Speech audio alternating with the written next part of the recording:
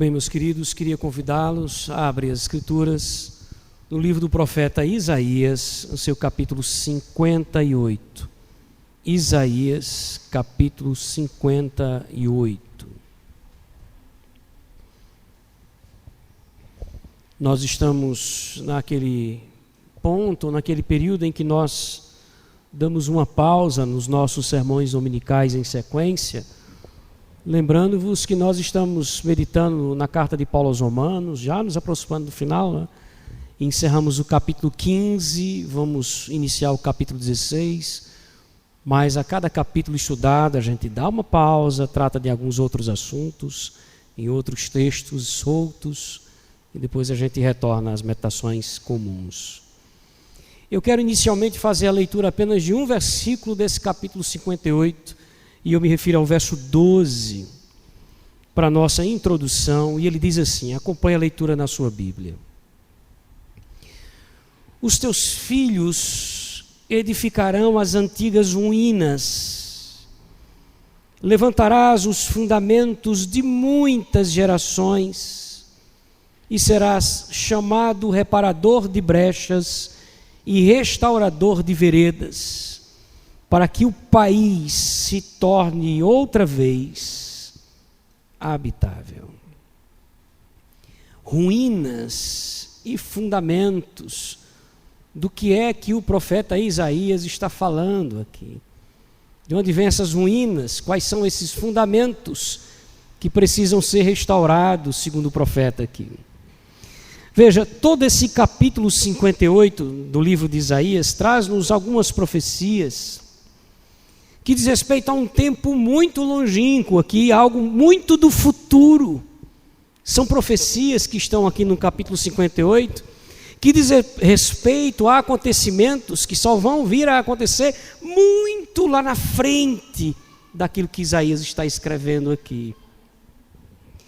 Quando a nação de Judá, o reino do sul, e o capítulo 58 traz essa ideia, vai voltar de um cativeiro, ou seja, eles serão aprisionados, serão levados presos e posteriormente vão retornar.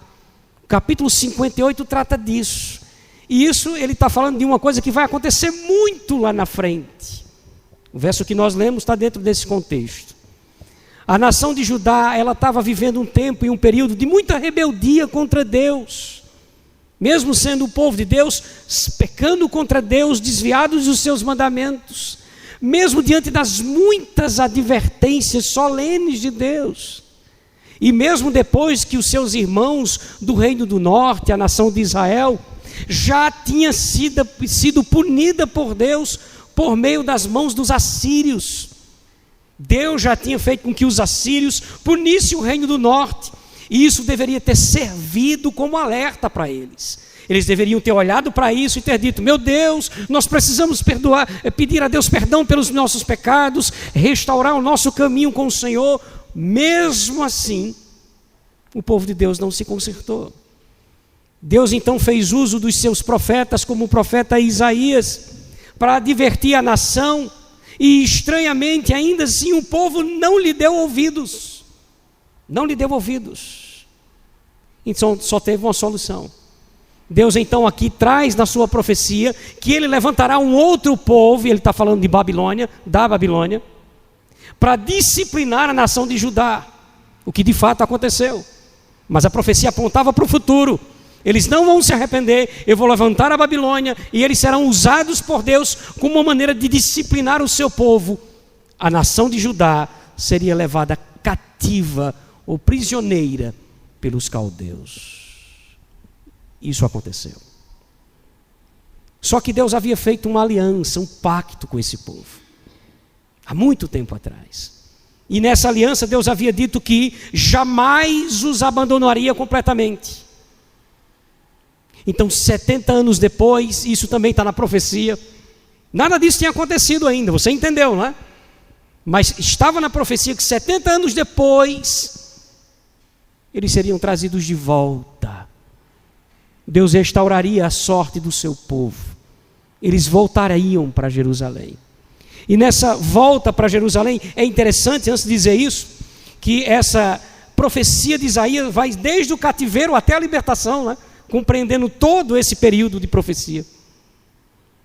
Chegando de volta à cidade de Jerusalém, essa nova geração de judeus teria a missão de reconstruir a cidade, que seria destruída pelos babilônios, de reconstruir a cidade e refazer os muros da cidade. Agora o verso 12 faz sentido. O que é que disse o verso 12 novamente? Os teus filhos edificarão. Olha, ele está trazendo a visão lá do futuro.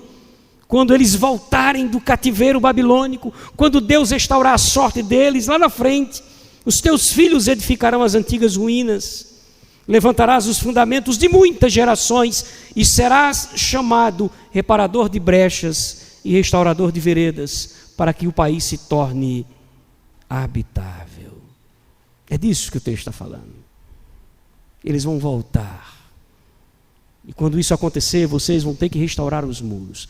Mas, meus irmãos, e aqui é onde nós queremos entrar, antes de reconstruir a cidade, que era um sonho deles, antes de reconstruir os muros, que era a glória de Jerusalém, antes disso tudo, eles precisavam reconstruir a relação deles com quem? Com Deus. Porque tudo o que viria a acontecer, só aconteceria porque essa relação com Deus havia sido rompida por causa dos seus pecados.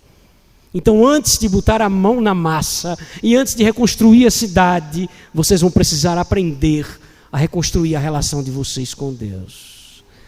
Vocês vão ter que aprender a corrigir os seus erros nessa relação com o Senhor.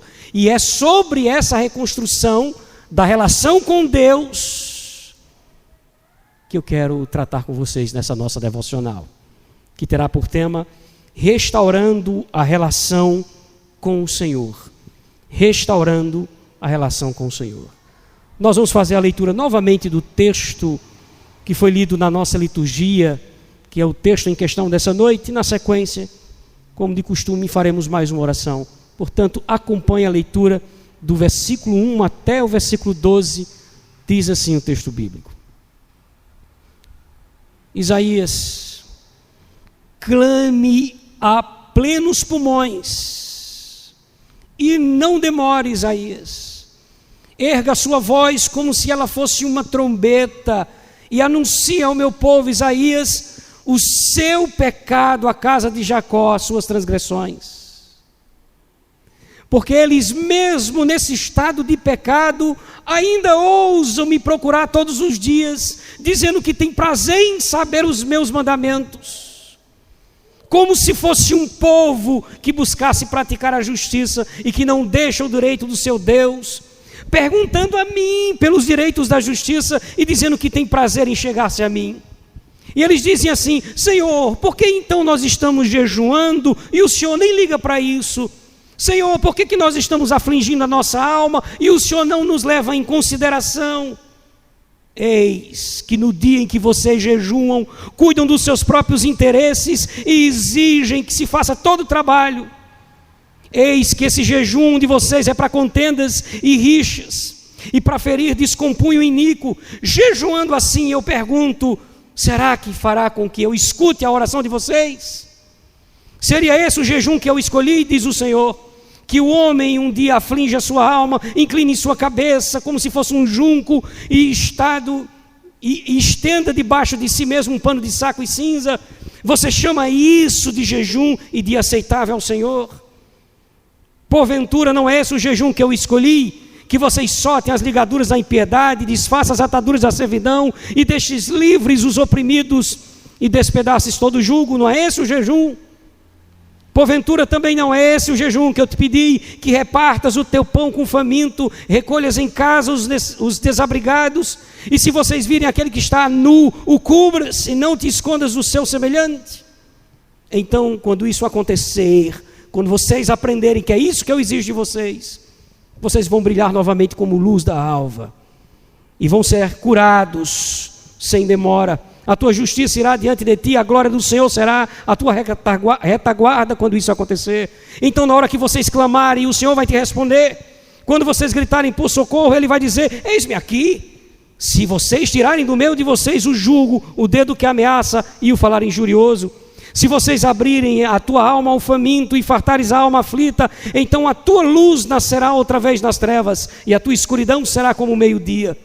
O Senhor vai voltar a guiar vocês continuamente, fartando a alma de vocês até nos momentos mais difíceis. Vai fortificar os seus ossos, vocês serão como um jardim que é regado e como um manancial cujas águas nunca faltam. Aí sim, os teus filhos vão edificar as antigas ruínas, vocês levantarão os fundamentos de muitas gerações e serás chamados por todo o povo de reparador de brechas, restauradores dos caminhos, para que o país se torne uma outra vez um lugar que dá para viver. Vamos orar? Feche seus olhos. Esse texto é esplendoroso, que Deus fale ao nosso coração. Senhor, que privilégio, que texto, Senhor, que orientações tuas. Precisamos de ti nesse instante. Precisamos do Senhor, ó Deus, para nos orientar sobre o que esse texto vem falar ao nosso coração. E a necessidade urgente de, olhando para a tua palavra, ó Deus, tomarmos decisões sobre a nossa própria vida. Por isso, ó Espírito Santo de Deus, que paira sobre nós, que habita em nós, trabalhe em nossa alma, nos fazendo entender as verdades, que homem algum consegue nos fazer entender, senão com o auxílio do teu Espírito. Em nome de Jesus. Amém. Vamos direto às lições que esse texto pode nos ensinar, meus irmãos. E a primeira delas, eu ia dizer tome nota, mas eu não preparei o seu boletim para isso. Se você quiser escrever os pontos, eu vou pontuá-los de forma que você consiga identificá-los. Então, a primeira coisa que a gente aprende desse texto, olhando para ele e com essa narrativa dessa reconstrução da chamada de Deus aqui para o relacionamento com ele, é que o pecado é sempre o nosso grande problema. Sempre será o pecado o nosso grande problema. Usando aqui o profeta Isaías, o próprio Deus fala que o nosso grande problema na manutenção dessa relação que já conquistamos com Deus por meio de Cristo e da manutenção do seu povo aqui nesse contexto de Israel, era e sempre será o pecado. Veja como ele começa o verso primeiro. Ele começa dizendo o seguinte. Isso aqui é uma ordem dele a Isaías. Clama, Isaías, a plenos pulmões. Não te detenhas. Ergue a voz com uma trombeta e anuncia ao meu povo a sua transgressão e à casa de Jacó os seus pecados. Duas coisas que a gente observa aí. A primeira delas é o interesse, e olha que coisa interessante, não nosso, mas o interesse de Deus, de que seu povo confesse os seus pecados. Deus tem interesse nisso. Olha o que ele diz, na ordem que ele dá ao profeta, perceba as palavras que ele usa, o verbo colocado, clama Isaías. Mas clama como? A plenos pulmões. Grite alto para que eles entendam isso. Ao ponto dele comparar com a trombeta, ó. Ergue a voz como se você fosse uma trombeta, avisando a eles isso. E encerra dizendo, anuncia ao meu povo. Mostrando com isso, meus irmãos, preste bastante atenção, que Deus tem interesse em que nós confessemos os nossos pecados. Mas não é só isso. Ele também tem pressa para isso. Onde é que a gente vê isso? Olha o texto. Clama a plenos pulmões, não te detenhas, ou em algumas traduções corretamente, não te demores. Não demore, Isaías, a fazer com que esse povo entenda o seu pecado e os confesse e arrependido suplique perdão a mim. Por que isso?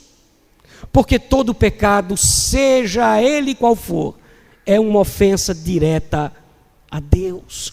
Todo pecado é uma ofensa direta a Deus. Obviamente entendendo o pecado como tudo aquilo que contradiz a vontade de Deus revelada em sua palavra.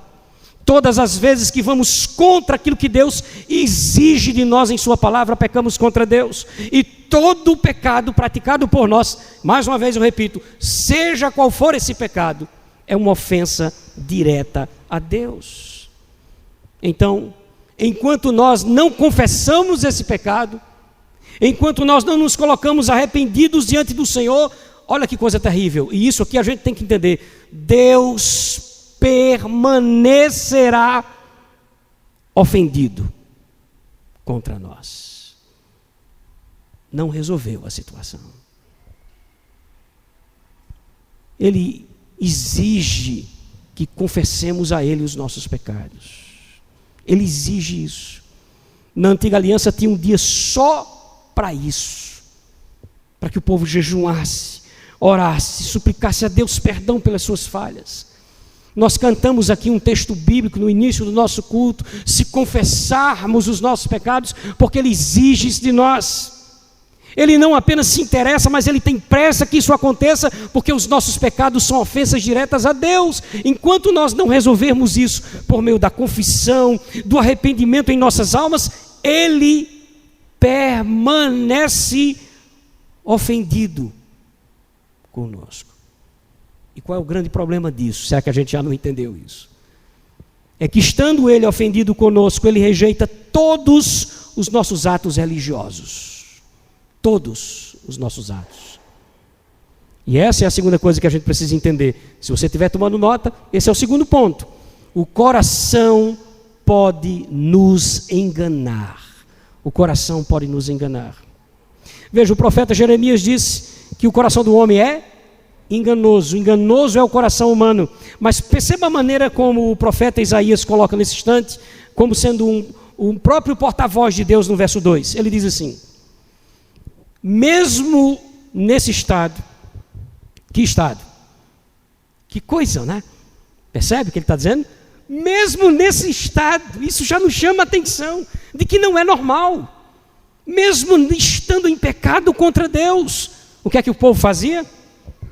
Ainda me procuram dia a dia. Eles continuavam indo ao templo todos os dias, mesmo sem confessar o seu pecado, mesmo sem se arrepender de sua vida, daquilo que sabe que Deus condenava. Eles iam ao templo e eles se colocavam diante do Senhor, à busca de quê? O que é que eles procuravam? Olha que coisa, o final do texto: tem prazer em saber os meus caminhos. Eles se interessavam em conhecer os mandamentos de Deus. Se eu pudesse contextualizar isso assim de maneira breve, eu diria que eles buscam conhecer a teologia, conhecer mais sobre Deus. Dizer, olha, a gente veio aqui que a gente quer fazer um seminário, a gente quer estudar. Eu amo a teologia, a doutrina dessa igreja. Eu quero me aprofundar em conhecer a Deus, como Ele se manifesta, os seus atributos. Que coisa bonita, não é? Mas o Senhor está colocando de uma forma negativa, porque eles estavam vivendo em pecado. Por isso Ele diz, mesmo nesse estado, eles vêm todos os dias me procurar, tentando entender os meus mandamentos. E isso já nos faz entender o perigo de viver das aparências religiosas. Aparência religiosa, que nos engana tanto, mas que não engana o nosso Deus. É interessante porque esse versículo 2, a NVI, traz o verbo parecer 2 vezes. E é interessante essa tradução, porque ela mostra que tudo isso era apenas uma aparência. Eles viviam uma farsa. Olha o verso 2, a parte que nós não lemos ainda. Ele diz assim: como o povo que pratica a justiça, aqui a NVI diz assim, eles parecem praticar a justiça e não deixam o direito do seu Deus, perguntam-me pelos direitos da justiça e têm prazer em se chegar a Deus. Eles achavam que estava tudo bem. Afinal de contas, como a gente viu aqui, eles frequentavam o templo, sabiam os mandamentos de Deus, até buscavam conhecer. Eu conheço todos os mandamentos do Senhor, como o jovem rico, lembra dele? Quando Jesus diz, cumpra os mandamentos, eu já cumpro todos eles, eu conheço tudo isso. Eles faziam essas coisas e eles queriam, segundo o texto, até mesmo que Deus estivesse presente e próximo de suas vidas. Mas isso era uma farsa. Isso certamente os fazia acreditar na aprovação de Deus, o que não era verdade. Não era verdade. Por estar ofendido com o pecado, Deus reprovava esse povo. E eles não conseguiam entender a razão dessa reprovação de Deus. Olha o verso 3. Ele diz o seguinte: isso aqui é o povo que diz, por que nós jejuamos e tu, Senhor, não atentas para isso? Está vendo? Eles não conseguiam entender. Nós não estamos entendendo, a gente não está jejuando, nós não estamos fazendo esses exercícios espirituais. E o Senhor não está atentando para isso. E ele continua, porque afligimos a nossa alma e tu não leva isso em conta. Eles estavam em crise. Por que em crise? Porque mesmo vivendo toda essa religiosidade, eles percebiam lá no fundo do coração que Deus não estava perto deles. Por que a gente mesmo fazendo tudo isso, e se reunindo, indo para o culto, e celebrando o Senhor, e procurando saber os teus mandamentos, e isso e aquilo, e nós poderíamos agregar todos os conceitos de religiosidade dentro desse contexto, e mesmo assim o Senhor parece que não olha para nós, nem nos leva em consideração. O que é que está acontecendo? Eles entraram em crise com isso. E o Senhor responde, por meio do profeta. Olha a parte B do verso 3 que não lemos, diz assim: eis, essa é a resposta do Senhor, eis que no dia que vocês jejuam, no dia em que jejuais, cuidais dos vossos próprios interesses e exigis que se faça todo o vosso trabalho. Ele está dizendo, enquanto vocês jejuam para satisfazer os seus próprios interesses. E isso aqui está no contexto também das orações. As orações de vocês são corrompidas, o jejum de vocês são corrompidos, e enquanto vocês estão fazendo isso, estão oprimindo os seus empregados. Por que isso? Por que essa denúncia? Porque isso era uma nação, meus irmãos. Era uma nação, não era igreja, era uma nação. E os pecados da nação de Judá diz respeito exatamente à injustiça, à opressão e à indiferença. Era uma nação corrompida nesse sentido, que não ligava com os mais pobres, uma nação que não ligava com os oprimidos. E Deus disse, não adianta vocês virem jejuar e prestar culto e fazer orações, enquanto vocês estão vivendo exatamente isso, o jejum de vocês é vazio. O pecado pode nos enganar, nos fazendo acreditar que Deus escuta as nossas orações. Escuta não, pastor? Segundo o texto, não. Olha o que é que ele diz aí no versículo 4. Eis que jejuais para contendas e rixas e para ferirdes com punho iníquo, jejuando assim como hoje, o que é que ele diz no final? Não se fará ouvir a vossa voz no alto. O que é que ele está dizendo? Chega aqui não a sua oração. Chega aqui não. Alguns irmãos antigos, né, ou de algumas linhas da igreja, eu quero me referir a linhas mais pentecostais, costumo usar termos assim, né, que a nossa oração passe do teto. Mas há algum apoio bíblico para esse tipo de comparação, né? Quando você vê o Senhor falando nesse sentido, né? Ele está dizendo, olha, vocês oram e gritam e clamam e jejuam e não passa do teto, não chega no alto. Eu não escuto vocês. É o que ele está dizendo aqui. Eu não escuto vocês. É terrível essa visão, não é? É terrível essa visão. Sabe por que ela é mais terrível? Eu vou dizer a você, e eu acho que você vai concordar comigo. Porque eles viviam enganados com isso. Quando você sabe claramente, não é, que Deus não estará lá, que Deus não vai ouvir, você nem arriscaria ir. Nem arriscaria. Se Deus dissesse a você, você está indo para onde? Para o culto? Essa noite? Deixa eu te dizer, não vou te ouvir não. Eu vou ficar. Eu não vou me arriscar. Se eu estou indo para falar com o Senhor, eu não vou fazer isso. Tu vai orar? Para que tu vai orar? Eu não vou te ouvir. Então eu não vou orar. Mas não era essa a questão. Eles achavam que Deus ouvia a oração. Eles achavam que Deus recebia o culto. Vocês estão entendendo isso? Preste atenção aqui. E esse era o grande problema. Eles estavam enganados. Eles estavam enganados. Para ter a nossa relação restaurada com o Senhor, é preciso entender uma terceira coisa que se agrega a essa informação. E esse é o terceiro ponto. É que o culto não substitui a obediência. O culto não substitui a obediência. E por que isso é importante colocar aqui como vai ser colocado? Porque a gente acha que substitui. E quando eu falo culto, não apenas o cerimonial em si, não apenas esse momento de culto, mas a religiosidade como um todo. Os nossos afazeres religiosos, por exemplo. E eu quero que você perceba isso. Lembra do que disse Samuel a Saul? Mais vale obedecer do que sacrificar. Sacrifícios se refere ao culto na antiga aliança. Ele está dizendo, obediência vale mais do que o culto. E aqui não é diferente. Veja a pergunta que o Senhor faz ao seu povo no versículo 5. Seria esse o jejum que eu escolhi? Que o homem um dia aflige a sua alma, vai vendo aí o comportamento dele, incline sua cabeça, que piedade, não é? Como se fosse um junco, e estenda debaixo de si panos de saco e cinza. O que é que ele está falando aqui? De expressões externas, estéticas, que nos convence, mas não convence a quem? Não convence a Deus. Ele está dizendo assim: é isso que eu estou esperando de vocês, que um homem dobre sua cabeça como se fosse um junco que vai se inclinando, que estenda sobre si panos de saco, que no Oriente trazia a ideia de que ele está lamentando. Era uma maneira, é como se Deus estivesse colocando aqui no nosso contexto: você acha que o culto para mim, o jejum para mim, a vida de fato que eu espero de você, é que você dobre suas mãozinhas, feche os seus olhos, chore diante de mim, dobre os seus joelhos, levante as mãos na hora do louvor, coisa do tipo? É isso que ele está falando, no contexto da cultura da antiga aliança. Que pergunta, não é? Expressões externas. Olha o final do verso, o que é que ele diz, no que não lemos ainda. Chamarias tu isso de jejum e de aceitável ao Senhor?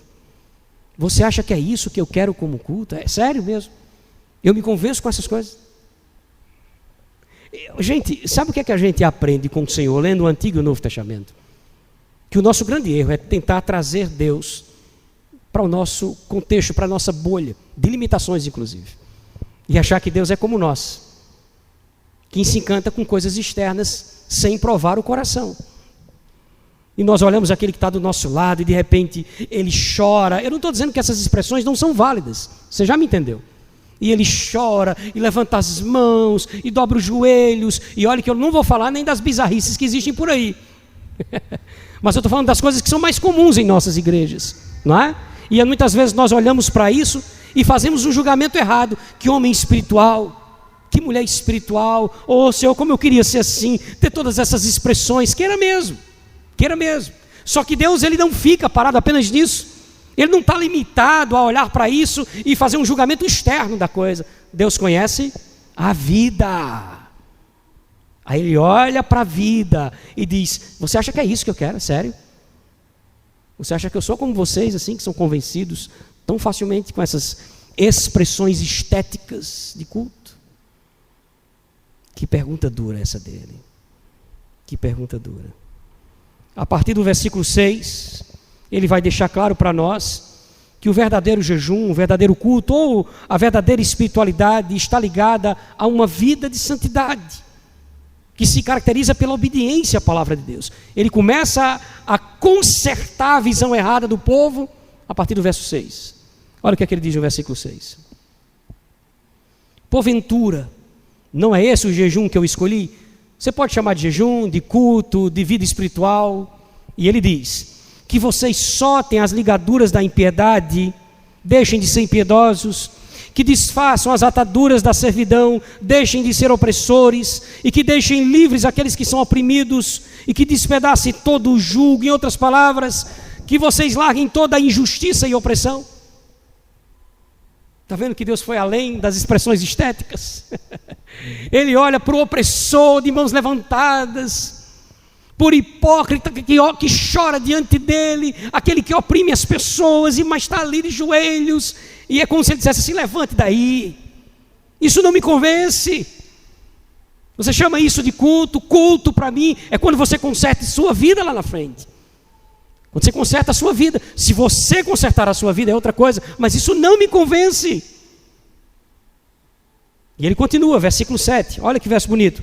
Porventura não é também, veja que ele está somando aqui a informação, que você reparta o teu pão com aquele que está com fome, e recolhas em casa os pobres desabrigados, e se vires aquele que está nu, cubras, e não te escondas do teu semelhante. Em outras palavras, que você cure a indiferença e a avareza. Antes que você me entenda mal, o profeta, o Deus por meio do profeta, não está dizendo que são exatamente esses os nossos pecados, ou o pecado da igreja, como alguns querem dizer. Esse era o pecado da nação de Judá, que oprimia o seu povo, que tinha uma compreensão corrupta da maneira como agir. Deu para entender isso? O que é que eu quero dizer com isso? São pecados pessoais da nação, pecados que marcavam a vida e a história da nação de Judá. da vida e da história da nação de Judá, mas poderia ser aqui qualquer outro pecado. Pecados que marcam a minha e a sua vida. Quando eu li esse texto a primeira vez e meditei nele, não apenas para trazê-lo aqui de púlpito, mas para minha própria devocional, eu tentei lembrar dos meus pecados e encaixá-los nesse contexto. Como se Deus estivesse dizendo a mim, só que não exatamente esses mesmos pecados, mas aqueles que vieram à minha mente enquanto eu meditava. Eita, Senhor. Como se Deus dissesse, olha, isso não é culto para mim, culto é que você cure isso e mude isso na sua vida e largue esse pecado e deixe esse vício e pare de fazer isso e aquilo que você sabe que é pecado contra mim na sua palavra, na minha palavra. Duro isso, né? Mas é o Senhor que está dizendo ao coração da gente. É exatamente isso. Nesse caminho de restauração, na relação com o Senhor, isso tem que ficar muito claro em nossa alma de uma vez por todas. O culto não substitui a obediência. Nunca. O ativismo eclesiástico, mas eu sou pastor da igreja, sou missionário na igreja, eu sou professor na igreja, eu ministro as músicas na igreja, eu trabalho como na tesouraria da igreja, eu faço isso. Isso não substitui a nossa vida de obediência a Deus. Não substitui. O rei Davi, inspirado pelo Espírito Santo, escreveu algo muito interessante sobre esse assunto no Salmo 51, e eu quero fechar com ele. Venha para o Salmo 51, volte. Ouvi isso nas palavras do salmista Davi, falando sobre esse mesmo assunto.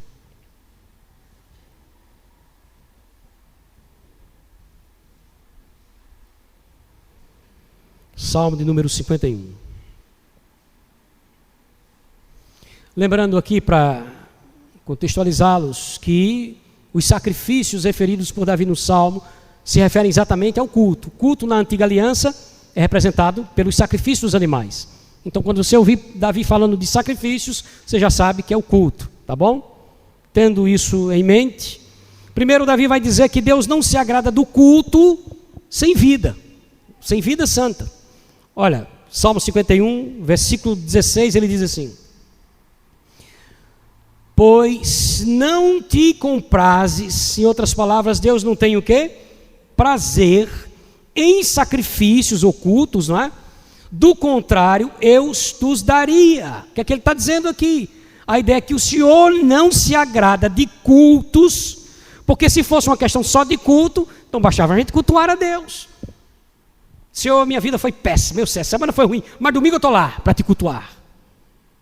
Eu sei que amanhã não vai mudar nada, porque eu tenho um compromisso com o meu pecado e não vou deixá-lo, mas o Senhor viu como eu cultuei hoje? Viu como eu dizimei? Viu como eu participei? Viu como eu me esforcei para trazer um sermão no domingo de noite? Viu o meu esforço como missionário? Viu o meu esforço como pastor? O Senhor está vendo minha vida nesse sentido? Não substitui. Não substitui. E Davi diz, olha, o culto sem santidade é desprezado por Deus, não há prazer no Senhor. Em contrapartida, ele vai dizer que a vida santa é aquilo que qualifica o culto. Verso 17, sacrifícios agradáveis a Deus. Veja a linguagem de culto, sacrifícios agradáveis a Deus. São o espírito quebrantado, espírito com letra minúscula, o ser humano constrangido por causa do seu pecado, é o coração compungido e contrito diante de Deus. Isso Deus não desprezará. Esse versículo é um alívio, porque ele está falando de alguém arrependido, né? Ele diz assim, olha, Deus despreza o culto sem santidade, mas não despreza o culto com verdade, daquele que está arrependido dos seus pecados. E quando isso acontecer, quando esse divórcio for resolvido e a vida começar a caminhar de acordo com a vontade de Deus, aí ele aceita o culto. Olha o próximo verso, aliás, verso 19. Então, é quase o final de uma equação, né? Então te agradarás dos sacrifícios de justiça, ou seja, do culto, dos holocaustos e das ofertas queimadas, e sobre o teu altar se oferecerão novilhos. Aí a gente vai cultuar a Deus. Quando é que Deus aceita o culto? Quando ele é feito por meio de alguém que luta para viver uma vida santa. Luta. Mas ele é falho, não é? Por isso que ele está contrito aqui, quebrantado.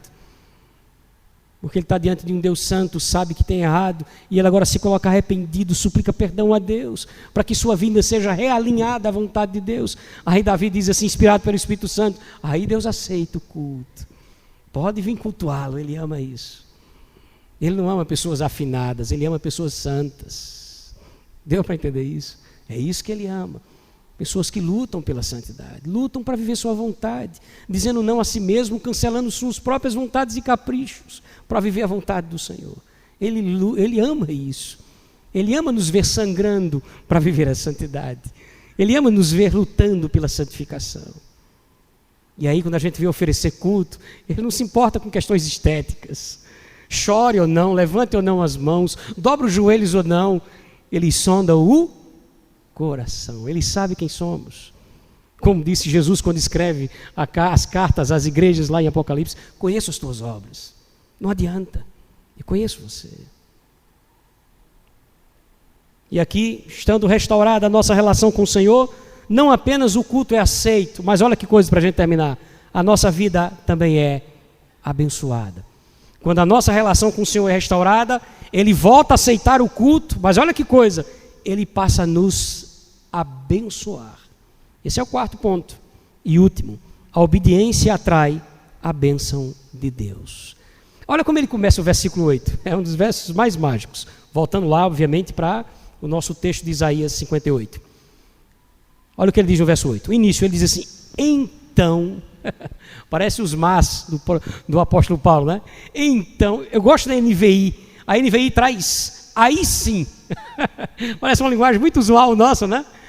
Aí sim, como assim? Se acontecer isso, aí sim as coisas vão mudar. Olha o verso 8 na íntegra, ele vai colocar, uma vez que o pecado é confessado e deixado, uma vez que a vida volta a se alinhar à vontade de Deus, aí sim, olha o verso 8, então romperá a tua luz como a alva, em outras palavras, você voltará a brilhar. Como assim, macho? É porque o pecado, ele apaga o nosso brilho, não diante dos homens, que muitas vezes se comovem pela estética, mas diante de quem? Diante de Deus. Nós podemos brilhar diante dos homens, carregando com a gente os nossos pecados não confessados, e os homens olharem, ele brilha no púlpito, ele brilha quando canta, ele brilha quando ensina, ele brilha como um crente, e Deus diz, ele está apagado para mim, porque Deus é quem conhece a nossa vida de verdade. Pecados não confessados, não pecados simplesmente, mas pecados que não foram tratados, entende isso? E era isso que Judá estava vivendo, pecados não tratados. E ele diz, se isso acontecer, sua luz vai voltar a brilhar, não diante dos homens, mas diante dele.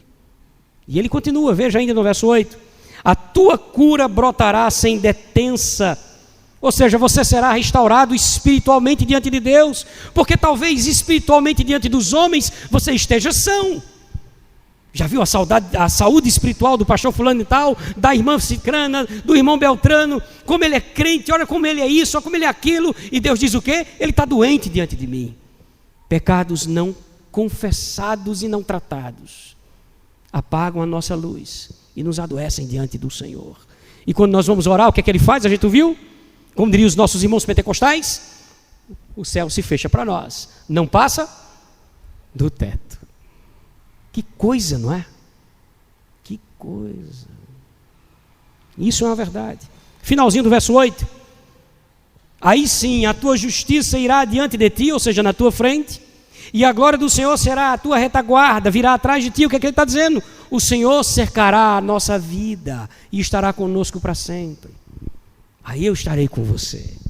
Não estava não, Senhor? Não, os teus pecados separam você de mim. Coloca um muro entre nós. Cria uma ruptura, ainda que momentânea no caso dos filhos de Deus. Eu não escuto você. Sua luz não brilha diante de mim. Talvez brilhe diante dos homens que não o conhecem. Você está doente diante de mim. Talvez esteja saudável diante de tua igreja, diante dos teus parentes, diante da sociedade, mas diante de Deus, pecados não confessados, deixados, você está no escuro, você está doente diante de mim. As suas orações não chegam aqui no alto. Mas se as coisas mudarem, tua luz brilhará diante de mim. Se você se arrepender dos seus pecados, eu curarei você espiritualmente. Se você se arrepender dos seus pecados e mudar a sua vida, eu estarei com você, eu cercarei a sua vida. É o que ele está dizendo exatamente aqui. E as nossas orações? As nossas orações, que segundo o versículo 4, no finalzinho ele diz que não se fará ouvir a nossa voz no alto. O que acontece com as nossas orações depois do verso 8? Quando nós confessamos os nossos pecados. Olha o que é que ele diz aí no versículo 9. Então, clamarás e o Senhor te responderá o quê? Gritarás por socorro e ele dirá, eis-me aqui. Que coisa linda isso, né? Você consegue ver beleza nesse texto? E aí quando você disser assim, Senhor, e agora o Senhor está me ouvindo? Agora eu te escuto. Eis-me aqui. Agora a comunhão voltou. Agora a tua luz brilha diante de mim. Agora você está restaurado espiritualmente. E quando você ora, o que é que eu digo? Opa, estou aqui. Vamos conversar. Vamos conversar. Como as coisas mudaram. Ele repete o conceito no versículo 10, da luz que precisa brilhar na restauração. Se você abrir a tua alma ao faminto, veja ele falando dos pecados da nação de Judá, e fartares a alma aflita, então a tua luz nascerá nas trevas, você não vai viver mais nas trevas, e a tua escuridão será como o meio-dia. Quando você confessar os seus pecados, sua luz brilhará diante de Deus. Se a nação deixar de viver de aparência, a promessa do Senhor é guiar a sua nação para todo sempre. Verso 11, o Senhor te guiará continuamente, não haverá interrupções. Eu vou estar sempre ali guiando você continuamente. Fartará a tua alma até os lugares áridos, ou seja, até os momentos mais difíceis, vai fortificar os teus ossos e você será, olha que figura linda essa, como se fosse um jardim regado, ou como um manancial cujas águas jamais faltam. Você vai ser como um jardim regado. Isso faz a gente compreender que quando nós pecamos contra Deus, além de estarmos espiritualmente apagados, enfermos, estamos secos.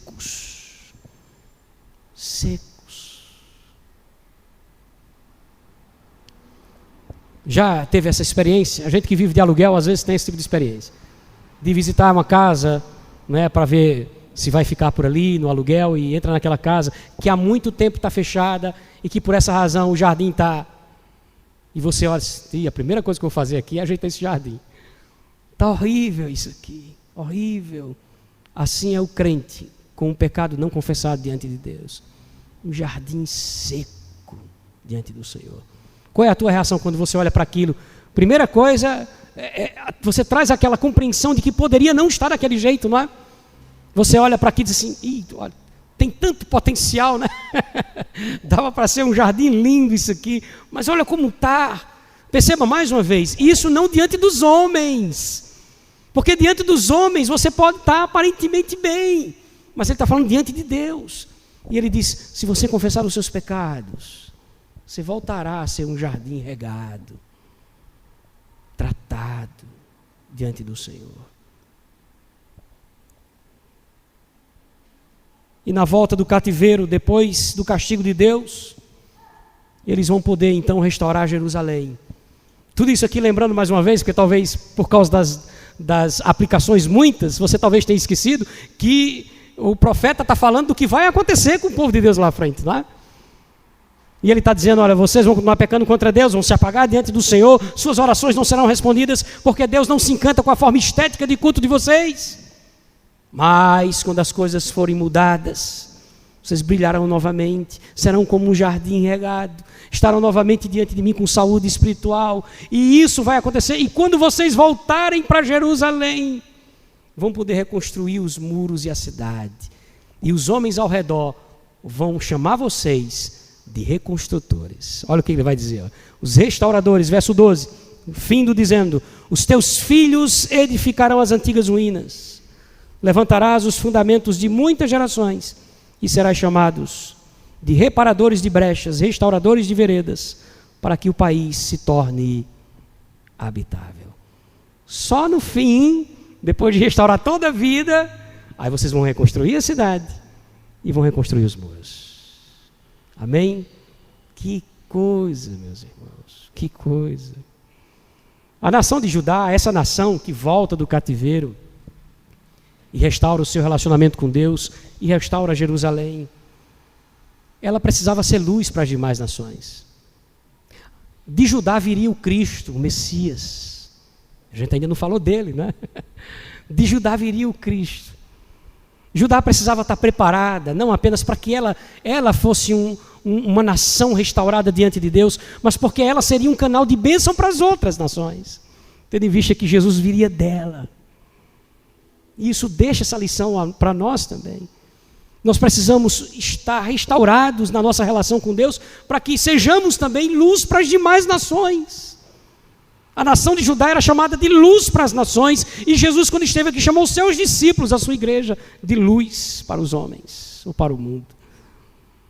Para que isso seja um fato, para que você seja luz diante dos homens, dos seus parentes, dos seus vizinhos, dos seus colegas de trabalho, de faculdade, de escola.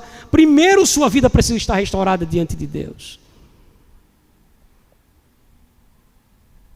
Então, atente para as lições aprendidas aqui para a gente aplicar finalmente.